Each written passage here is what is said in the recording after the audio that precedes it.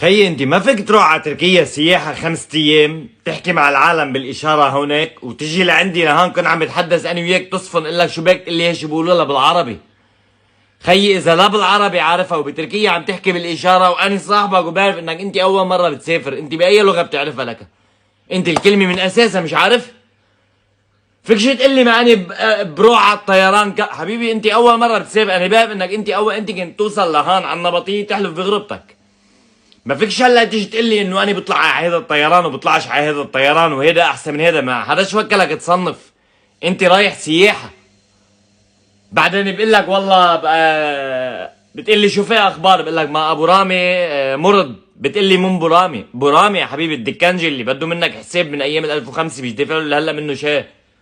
نسيته لابو رامي؟ رحت 5 ايام نسيته؟ بقول لك رحنا على جبال، بتقول لي وين صارت جبال صب الناقوره؟ لا والله حبيبي بلز اسطنبول. انت رايح ترفع عن حالك ولا رايح جاي رايح لتنكد علينا؟